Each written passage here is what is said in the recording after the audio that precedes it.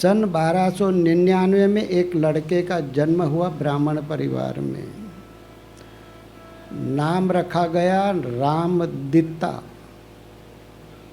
लड़के का नाम रामदित्ता रखा माँ बाप, मानो राम ने दिया हो।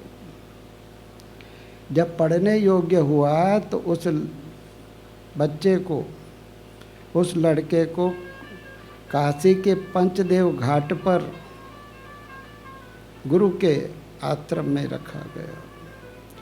एक दिन वो बालक 5-7 साल का वो बालक अपने गुरुजी के लिए बगीचे में फूल चुनने गया। उस समय वहाँ बगीचे में पहुँचे हुए ब्रह्मज्ञानी संत टहल रहे थे। सुबह की प्रभात काल की हवा लेनी चाहिए, स्वास्थ्य के लिए हितकारी होती। उस संत की नज़र पड़ी। ए छोरे, क्या कर रहा है? फूल चुरा रहा है। लड़का कलियुगी नहीं था। बाकी कलियुगी बच्चे तो बड़े डेंजर होते हैं। बच्चा जा रहा था दादाजी के साथ, मार्ग में स्कूल के टीचर मिले। दादा ने कहा, बच्चे छुप जा, तू 2 दिन की छुट्टी ले आया है, मास्टर तेरे को मारेंगे। बच्चा कहता है, दादाजी आप छुप जाइए। मैं क्यों छुपूँ? स्कूल में तू नहीं जा रहा है 2-3 दिन से, मैं क्यों छुपूँ? बोले, स्कूल में ये बोल के आई हूँ मेरे दादाजी मर गए, इसके लिए मैं स्कूल नहीं आ रहा।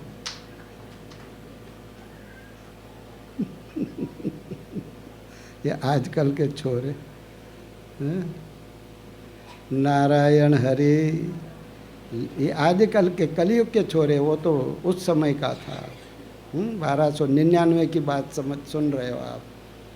नारायण हरि, नारायण हरि।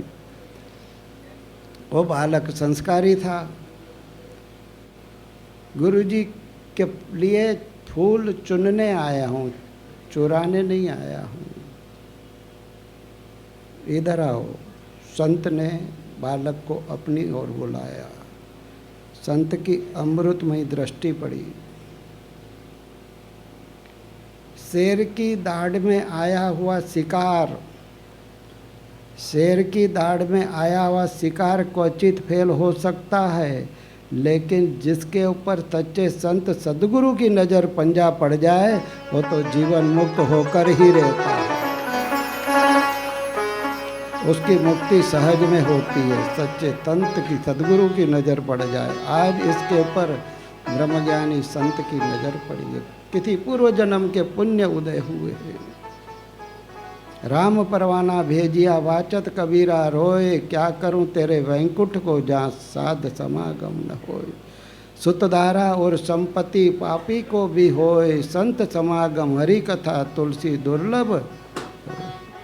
महाराज, उस संत ने कहा कि बेटा कहाँ रहता है, क्या नाम है, क्या करता है, क्या पढ़ता है? कहा, मैं फलाने गुरुजी के वहाँ रहता हूँ, उन्होंने मुझे संस्कृत में ये स्तोत्र सिखाए हैं। बालक ने सुना दिए। संत की दृष्टि पड़ी थी बालक पर। ब्रह्मज्ञानी थे, योगी थे। देखा कि इसकी आयुष्य तो बहुत कम है। मन में सोचा, बच्चे को नहीं कहा, अरे छोरे ये रटा रटी से क्या होगा, दीपक में तेल कम, सा विद्या विमुक्त है, विद्या तो वो जिससे मुक्ति मिले। अभी तो गुरुजी ने मुझे ये स्तोत्र पाठ संस्कृत आदि सिखाया है, शायद बाद में भगवान नाम की दीक्षा दे। गुरुजी ने कहा, बेटा तेरे आचार्य को मेरे पास भेजना।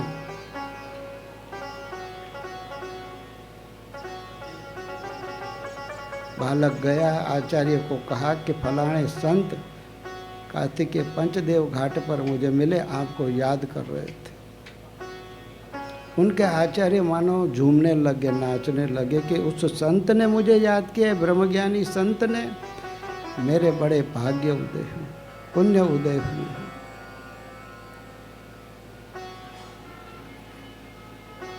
वे आचार्य संत के पास गए कि आपके वहाँ जो बालक रहता है, हाँ जी, आपको मालूम उसकी आयुष्य कम है? हाँ, बोले जोशियों ने तो कहा है कि 15-16 साल में चला जाएगा। तो फिर बच्चे के साथ अन्याय हो रहा है।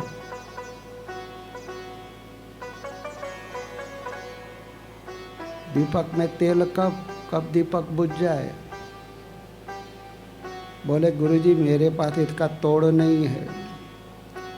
तुम्हारे पास उसका तोड़ नहीं तो बच्चे को रखा क्यों है अपने पास? मेरे पास भेज दो, हमारे पास उसका तोड़ है। भले बड़ा सौभाग्य होगा हमारा बालक का। आचार्य ने जाके बालक को कहा कि तुम अब इस संस्कृत पाठशाला में पढ़ने के बजाय उस संत के पास रहकर साधना करो। बालक खुशी खुशी आया, संत को प्रणाम किया। बालक को उस संत ने भगवत नाम की दीक्षा दी, भगवत नाम जपने की विधि बताई। बालक बड़े प्यार से संत के द्वार की सेवा करता, साधना करता और अपनी उन्नति की ओर अग्रसर होता। दिन बीते, महीने बीते, वर्ष बीते। उस ब्रह्मज्ञानी संत को पता चल गया कि अब इसकी मृत्यु की घड़ियां निकट आ रही है। प्रारब्ध उसका खत्म हुए जा रहा है शरीर का। संत पहुंचे हुए थे, ज्ञानी थे, योगी थे। बालक को ध्यान में बिठाया, अपनी संप्रेक्षण शक्ति का दान किया। 15-16 साल का होने आया है अब।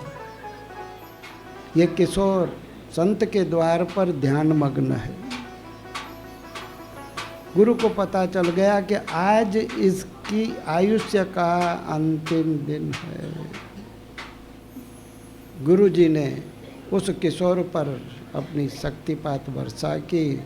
ऐसा ध्यान लग गया उस किशोर का कि उसको तन की सुधि नहीं, मन की सुधि नहीं, तन मन से पार।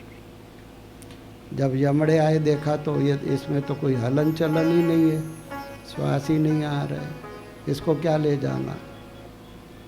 यमड़े चले गए। जो उसका प्रारब्ध पूरा होना था वो तिथि, वो समय पर यमड़े आए सही, लेकिन वापस चले गए खाली हाथ। गुरु जी ने उस किशोर पर अपना वरदस्त घुमाया, बेटा जगो, काल चला गया है। वो किशोर बालक गुरु की कृपा से जो 15-16 साल की आयुष्य में मरने वाला था, 111 साल जिया। कितना? 100 साल से ऊपर 111 साल जिए। और वही बालक में से संत रामानंद स्वामी हुए और महात्मा कबीर के गुरु कहलाए। कहाँ तो छोटी उम्र में मरने वाला ये बालक 111 साल। रामानंद स्वामी का नाम यूपी वालों ने सुना होगा, सुना है आप लोगों ने? रामानंद स्वामी महात्मा कबीर जी के गुरु, रोहिदास जी के गुरु, वो रामानंद स्वामी हो गए उस बालक में से, गुरु की कृपा से। यहाँ शिव जी कह रहे हैं माँ पार्वती को, अज्ञान मूल हरणम जन्म कर्म निवारकम। उस युवक को कहते हैं शिव जी कि बेटा तेरे शरीर का प्रारब्ध इतना है, काल तुझे कभी छू नहीं सकता, तू तो अजर अमर अविनाशी है। जन्म मरण शरीर का होता है, आवागमन शरीर का होता है, तो इन सब से पार अविनाशी आत्मा, अजर जिसे जरा अवस्था नहीं छू सकती, तू अमर है जिसकी कभी मृत्यु नहीं होती, वो तू चैतन्य परब्रह्म परमात्मा है। आत्मज्ञान की सिद्धि प्राप्त की गुरु की कृपा से। 111 साल जिए, स्वामी रामानंद के नाम से प्रसिद्ध हुए, आप सब जानते हो। जो रामानंद लाखों लाखों साधु है वो उनकी देन। उनको महान बनाने वाले संत थे राघवानंद जी, और संस्कृत पाठशाला के उनके आचार्य थे माधवानंद जी। इन रामानंद स्वामी से गुरु नानक भी बड़े लाभान्वित हुए थे। गुरुवाणी में भी रामानंद स्वामी के वचनामृत मिलते हैं। जो संत शरण की आया, यह लोक सुखी परलोक सुखी। जिसने सदगुरु का आश्रय लिया उसको भवसागर तरने की चिंता अलग से नहीं करनी पड़ती। सहज में ही सदगुरु की कृपा से वह सिद्ध अवस्था को, आत्मपद को पा लेता है। जो पुण्यात्मा होते वे ही संत द्वार पर जा पाते हैं। महात्मा कबीर जी के गुरु, रोहिदास जी के गुरु वो रामानंद स्वामी हो गए उस बालक में से, गुरु की कृपा से। यहाँ शिव जी कह रहे हैं माँ पार्वती को, अज्ञान मूल हरणम जन्म कर्म निवारकम। उस युवक को कहते हैं शिव जी कि बेटा तेरे शरीर का प्रारब्ध इतना है, काल तुझे कभी छू नहीं सकता, तू तो अजर अमर अविनाशी है। जन्म मरण शरीर का होता है, आवागमन शरीर का होता है, तो इन सब से पार अविनाशी आत्मा अजर, जिसे जरा अवस्था नहीं छू सकती, तो अमर है जिसकी कभी मृत्यु नहीं होती, वो तू चैतन्य परब्रह्म परमात्मा है। आत्मज्ञान की सिद्धि प्राप्त की गुरु की कृपा से। 111 साल जिए, स्वामी रामानंद के नाम से प्रसिद्ध हुए, आप सब जानते हो। जो रामानंद लाखों लाखों साधु है वो उनकी देन। कबीर जी कहते तीर्थ नाय एक फल, संत मिले फल चार, सदगुरु मिले अनंत फल, कहत कबीर विचार। संत मिले एक फल, तीर्थ नाय चार फल, धर्म अर्थ काम और मोक्ष के द्वार खुलते, लेकिन सदगुरु मिल जाए तो अनंत फल। अनंत फल क्यों कहा? आत्मा अनंत है। उस आत्मा परमात्मा की गुरु की कृपा से मुलाकात हो जाती है। जीवात्मा परमात्मा एक हो जाता है, आवागमन के चक्कर से छूट जाता है, 84 का चक्कर उसका मिट जाता है, मुक्ति उसके चरणों की दासी बन जाती है।